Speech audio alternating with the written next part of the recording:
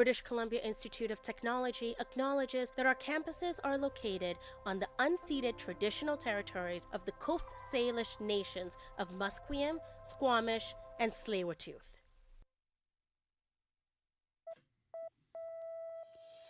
From the Broadcast Center at BCIT's Burnaby Campus, this is All Talk Radio. You're listening to 1680 The Crow. Good afternoon and welcome to BCIT's The Crow. I'm Alessia Cusano and here are your 3 o'clock news headlines. London Drugs is gradually reopening its stores across Western Canada more than a week after a cybersecurity breach forced the retailer to close. The company says it's working with independent cybersecurity experts to securely bring its systems back online after it was discovered April 28. The Richmond, BC-based pharmacy and retailer operates about 80 London Drugs locations across Western Canada. The retailer says on its website more than 24 stores are back in operation. In BC, which is the bulk of the reopened stores, while some stores have reopened in Alberta, Saskatchewan, and Manitoba. The company notes that some stores may not fully be open during regular operating hours while it completes the reopening process. A statement from London Drugs says its systems have been thoroughly tested and the company has full confidence that it is secure. NDP leader Jagmeet Singh is warning Conservatives to back down from attempts to block pharmacare legislation as the House of Commons prepares to vote on the bill for the first time.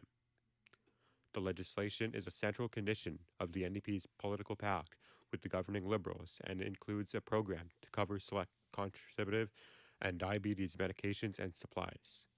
Conservative health critic Stephen Ellis tabled an amendment to the bill last month that, if passed, would effectively quash the proposed law. He argues the program will not do anything to address the healthcare crisis and instead offers an inferior drug plan that covers less, costs more, and builds up a massive new bureaucracy. The New Democrats asked the Conservatives to withdraw that amendment today in what Singh is describing as an ultimatum, but it was declined. The bill is expected to pass easily with the support of the Liberals and the NDP, no matter how the official opposition votes. Today marks 1 week since pro-Palestinian protesters set up an encampment at the University of British Columbia's Point Grey campus. Our reporter Sophie Hansen is on location to explore calls to action from demonstration organizers. In a media release, organizers say the purpose of the encampment is to stand in solidarity with Palestine and encourage the international boycott of the university's investments with Israel. More pro-Palestinian camps have set up across BC, with some at the University of Victoria and Vancouver Island University. Members of the public have been donating food, supplies, and books to show support. Camp attendees say that they will continue to demonstrate on McInnes Field, rain or shine, until demands are met by administrators. Sophie Hansen in Vancouver for BCIT's The Crow. Reporter Sophie Hansen joins us now to talk about the UBC encampments. Thanks. Sophie, has the encampment spoken to any UBC officials? Thanks, Alessio. As far as I'd gathered, no. Different sectors of UBC have shown support both online and in person for the encampment, but UBC officials have yet to comment directly to the protesters. But they say they are in coordination with the RCMP. Now, spokespeople for the encampment shared that the camp encountered pro-Israel counter-protests yesterday evening, but didn't interact with them. And how long is the encampment set to take place? Well, the encampment, as I mentioned in the story, has been around since April 29th, which was last Monday, and as highlighted in the media release sent to everybody, they do not plan to dismantle the encampment until UBC administrators meet all of their demands. Because of donations such as camp materials, food, clothing, and art supplies, the camp actually has the ability to continue on for weeks. Great, thank you, Sophie. Canadian Jewish leaders are warning of a national crisis as number of hateful incidents targeting Jews doubled in 1 year. B'nai B'rith Canada says it documented nearly 5,800 incidents of anti-Semitism in 2023, including acts of violence, harassment, and vandalism, way more than 2,800 in 2022. Prime Minister Justin Trudeau spoke about the rise in anti-Semitism since the October 7th Hamas attack on Israel at a memorial event in Ottawa recognizing Holocaust Remembrance Day. Threatening, harassing, and excluding Canadians because of their faith, their identity, or because they support the Jewish people's right to self-determination in their ancestral homeland is absolutely unacceptable. Now an update in the Middle East. Hamas says it agreed to a ceasefire as Palestinians in Gaza celebrate. The Hamas militant group said Monday it had accepted a ceasefire proposal from mediators Egypt and Qatar, which could end 7 months of war in Gaza. However, it's uncertain whether a deal had been sealed. People jubilantly rushed into the streets in southern Gaza, city of Rafah, which is the crosshairs of a possible Israeli military offensive. Men rode on each other's shoulders, whistling and shouting as children ran around them.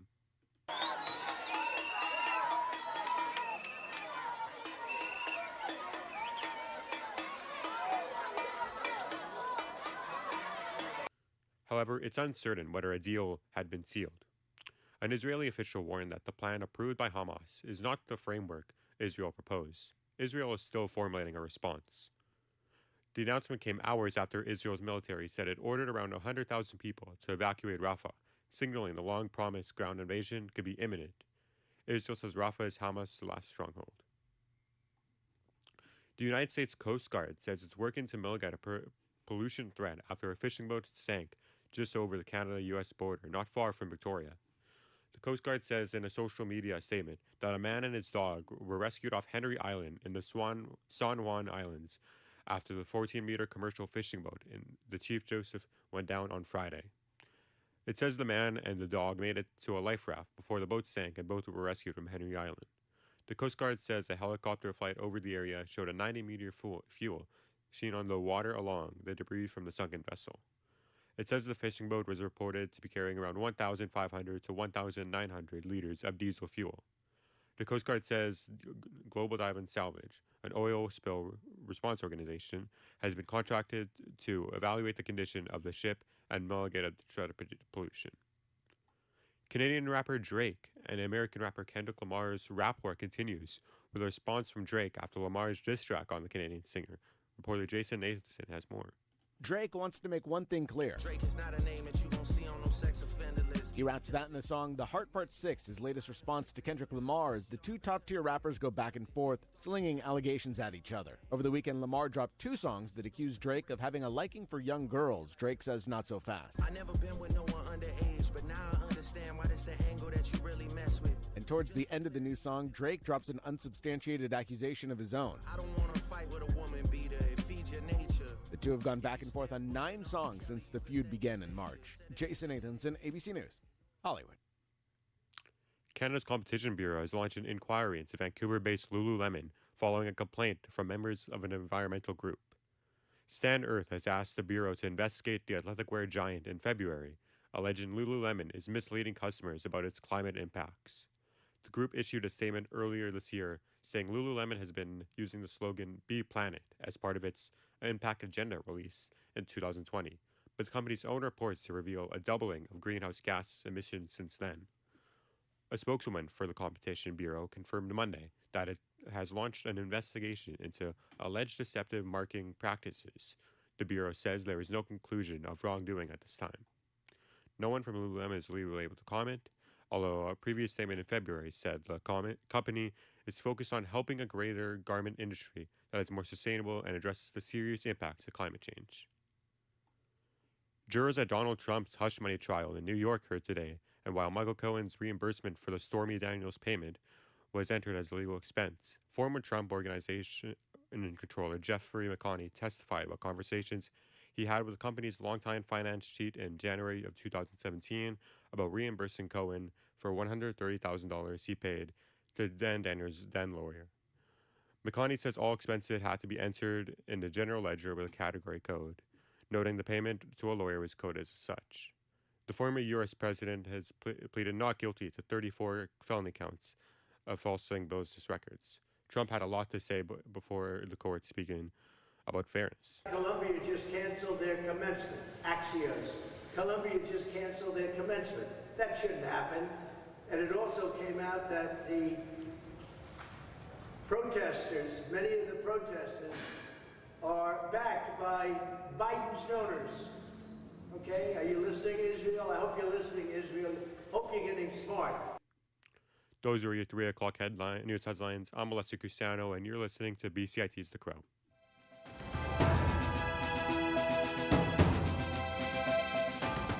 Stay tuned for more on BCIT's 1680 The Crow.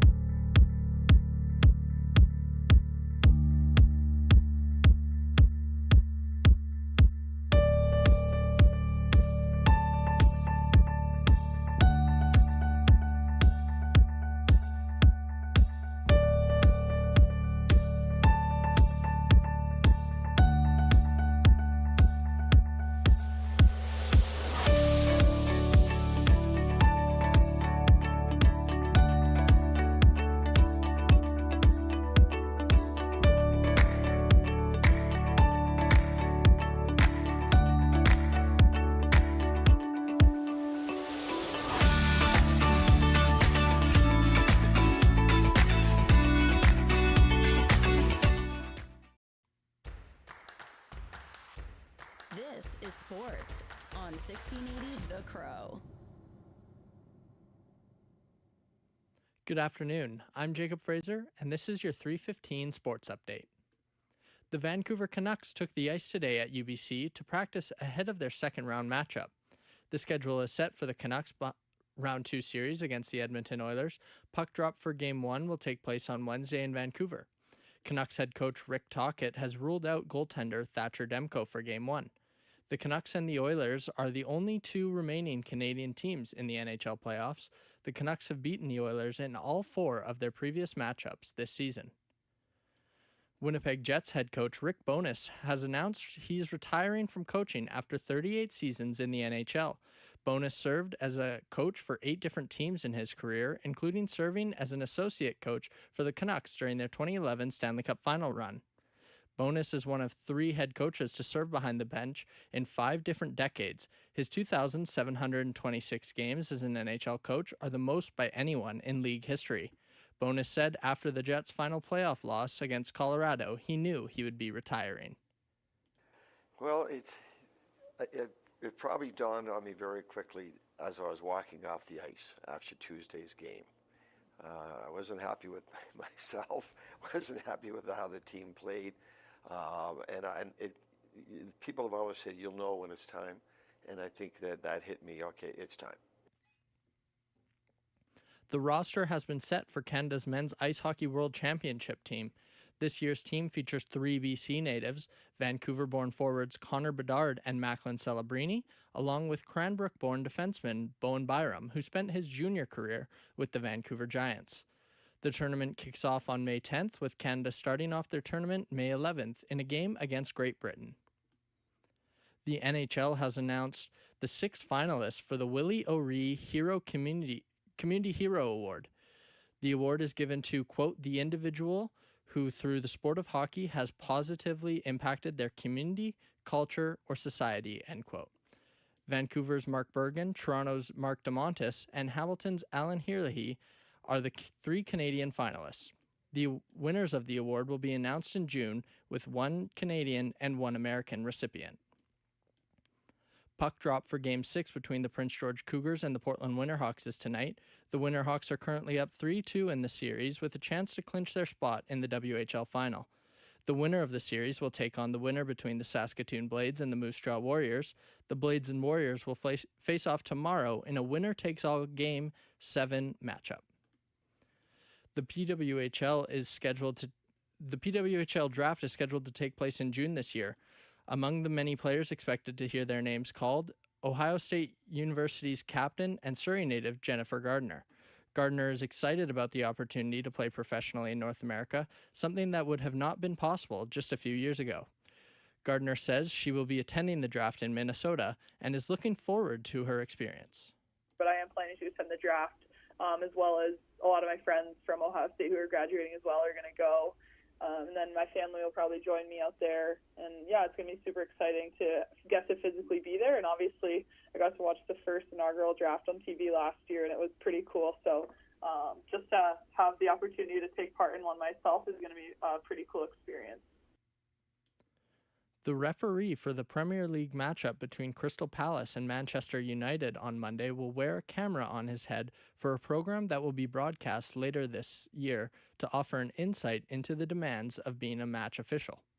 The league says the head-mounted device worn by Jared Gillette at Selhurst Park will be integrated into the referee's usual communication system. It is being called RefCam. The technology is being used on a one-off basis as part of filming for a short program promoting match officials. The footage will not be broadcast live. This has been your 3:15 Sports Update. I'm Jacob Fraser. You're listening to BCIT's The Crow.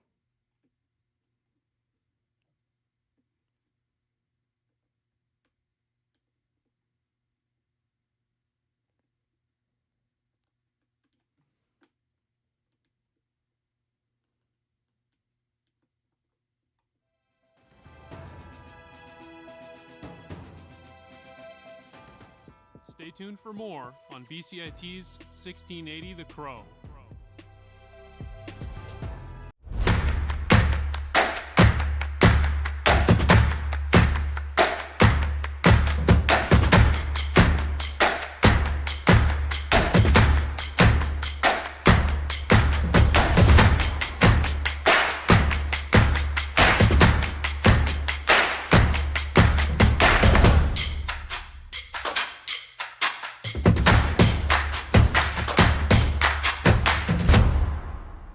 everything is changing to digital. Everything is online. People aren't just waiting for the 6 o'clock news anymore. People want their news right now. They want to be able to go onto their smartphone, onto the internet, and see the news that they want to see. Vancouver is growing at, a really rapid rate, the Lower Mainland even, and with the tools that we're given here, we're able to cover all of that. Welcome to BCIT Magazine. I'm Radhika King. In the program, they really leave it up to you. I mean, the help is there when you need it, figuring out how to use the programs like Premiere, Audition, and figuring out how to use the cameras. But it's up to you to sort of experiment and figure out what you can do when you go out in the field. They brought candles and flowers to remember the student who lost her life yesterday. Teresa May says the international community condemns Moscow. They really make sure that you know the basics and you are able to put out a quality product. I'm Brady Tretanero. And I'm Radhika King. Thank you for tuning in to BCIT Magazine.